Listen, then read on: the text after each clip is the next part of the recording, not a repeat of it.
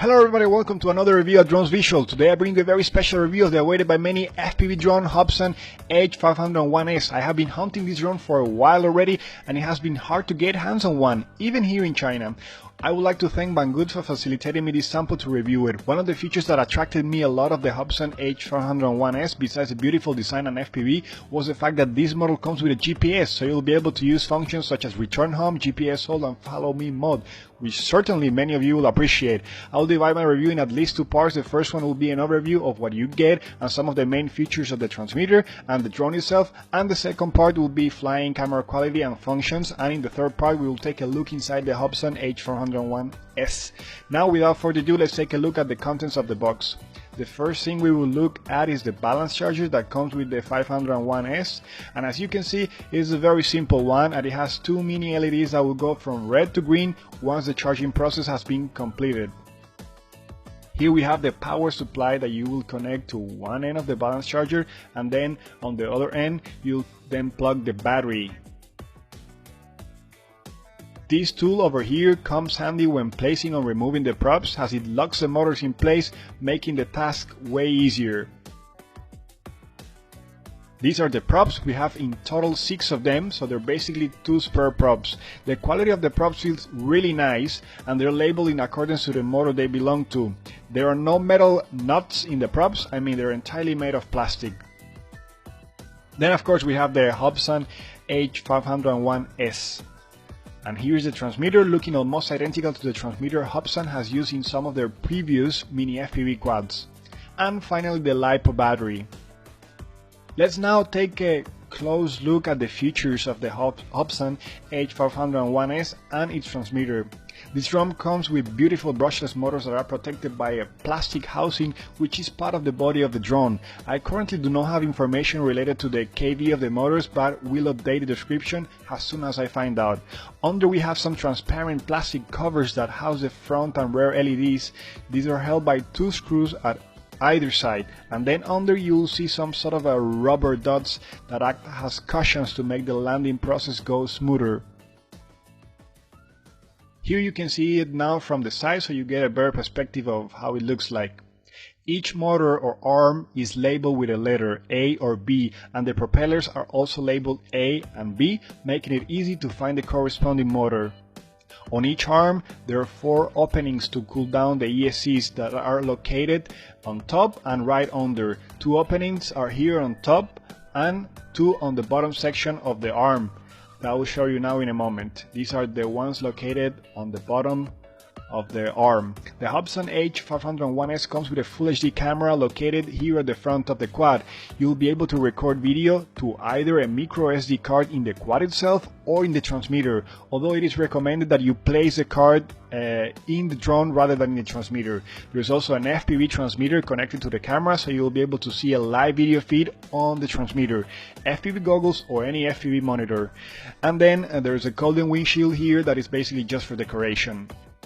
Here is a view of the side of the drone, and it has some nice curvy design allowing for some airflow there, I guess. I'm not sure whether I can call it aerodynamic, but it still looks pretty nice. Both plates making the body of the drone are secured with 2 screws on each arm for a total of 8 screws. It seems rather easy to disassemble the whole unit in case we need to replace some ESCs or some other components inside of it. Then if you have noticed here at the bottom or the belly of the quad, there's some sort of ventilation openings, probably to cool down the FPV transmitter, as they tend to get pretty hot, and especially having the battery right on top releasing heat as well.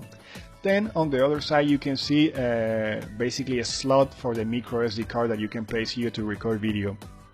If we take a closer look now at the rear section of the drone, we will encounter the battery compartment, which is really easy to access actually. The compartment is really tight and it just has the right size to fit the battery. I hope it won't be hard to pull out the battery once it becomes a little bit dilated by the heat. Even now you have noticed that everything seems to be tightly packed in this compartment. I think Hobson might in their future models start to use these sort of custom sliding batteries like you'll find in models like the Phantom and so on. I think they're really comfortable. And then if you take a closer look at the connector for the battery, this was the blue one here, you can see that it's a EC2 connector, not an EC3. Now I want to basically show you that here inside the drone there's this tiny USB connector, and if I understood correctly from the manual, it says that it's reserved to engineers from Hobson. But then some of you might want to venture and connect it and try to do some changes. That's basically up to you. Probably in the future could be used for a firmware upgrade or something like that.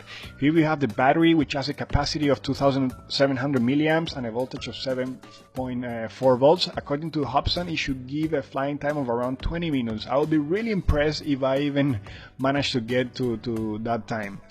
Just for reference, so you can compare it with the 4S battery of 2,700 milliamps that you often find in your Chooson's CX-20 or Quantum Nova drones. They're almost the same length, but of course the Choson one is thicker, as you can see.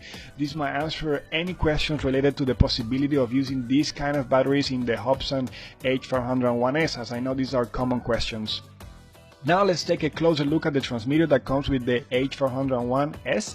The transmitter is very similar to the ones that we see in quads like the Hobson H107D, with some differences, of course. It is very light and super comfortable to hold, and this one is Mode 2.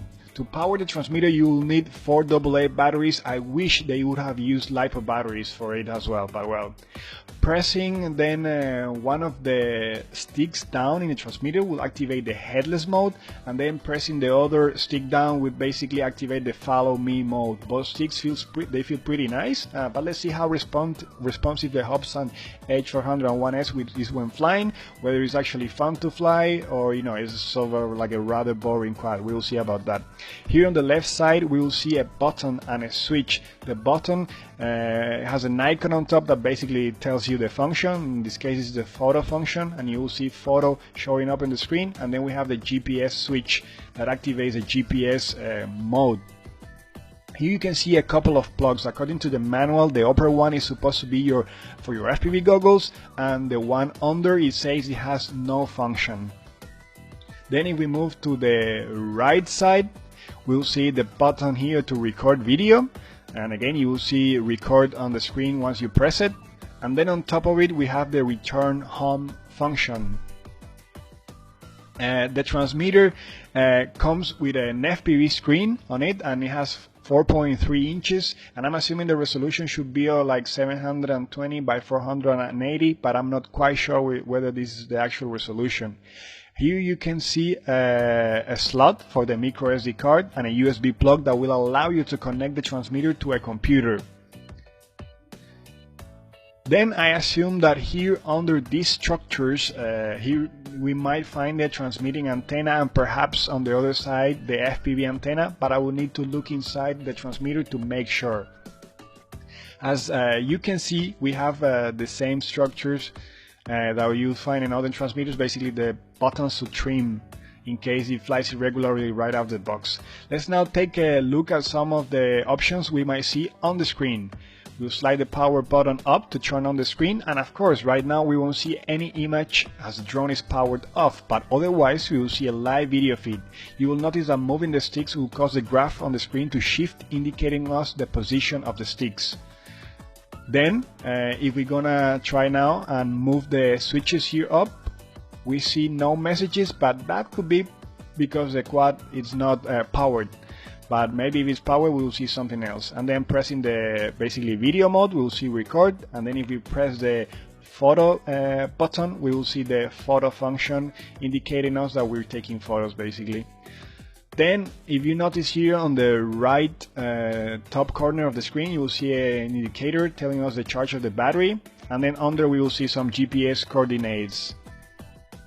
Okay, this concludes the first part of my review. So far I'm liking the build quality and the design of the Hobson H501S, although I would like to I would have wanted to have a different kind of battery. I mean sort of a phantom style sliding battery that you can basically have, as the word tells you, slide in and out with some LED indicators.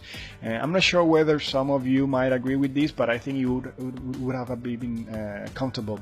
Also, I would like to have a LiPo battery in the transmitter rather than just AA batteries.